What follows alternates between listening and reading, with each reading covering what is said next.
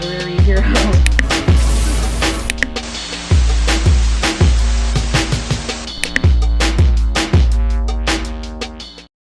Hi, and welcome to Bud Series. Sit back, relax, and we'll jump right into today's video.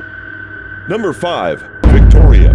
Half an hour into the movie, we're introduced to a little girl named Victoria who's watching a baseball game with her mom. Victoria thinks the game is boring and asks her mom to leave. Her mom replies they came to watch the game, so they will stay. Aboard, Victoria then sees a small firefly which draws her away from her mother and under the bleachers. Pennywise appears from the dark corner and asks Victoria if she wants to be his friend, to which Victoria answers, "If you're my friend, then why are you hiding in the dark?"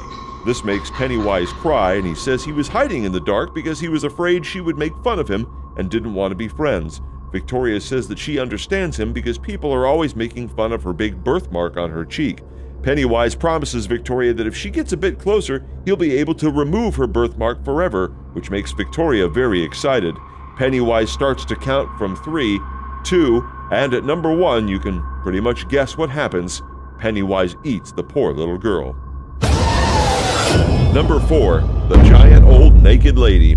As the Losers Club begins their mission to recover artifacts from their past, Beverly goes to her old home in order to retrieve her love letter that Ben wrote for her. Beverly learns that her father has passed away and that an old lady now lives in her old home. The old lady invites Beverly to a cup of tea. Unbeknownst to Beverly, the old lady is actually Pennywise. Beverly eventually realizes that the old lady isn't that innocent and that it is actually Pennywise. Trying to escape the apartment, Pennywise attacks Beverly as a giant old naked lady, which is the stuff of nightmares. Number 3. Spider Stanley. As the losers make their way through the Neibolt house in order to perform the ritual and kill Pennywise, the corpse of Stanley Uris appears all messed up in a fridge. Stanley's head rolls out, and out of nowhere, long spider-like legs begin to grow out of his head, forming some sort of creepy spider. Stanley then attacks the Losers Club, but is eventually killed. Number 2. The Death of Pennywise. After the Losers Club has performed the ritual in order to stop Pennywise, they all think they were successful. But after a moment of relief, the Losers Club realizes that the ritual did not work and that Pennywise is still alive, laughing and taunting them. After mocking the Losers Club for their failure, Pennywise proceeds to transform himself into the closest thing we know that resembles his true form, a giant spider with a clown torso.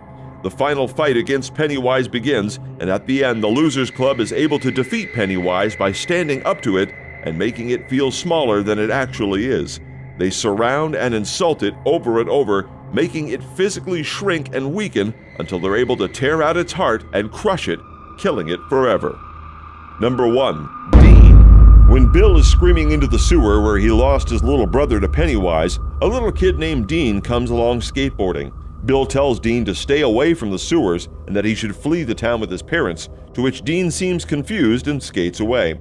Later in the movie, Bill realizes that Pennywise is after Dean, so he rushes to the Dairy Carnival in order to save the kid. Bill follows Dean into the funhouse, and they end up in the Hall of Mirrors.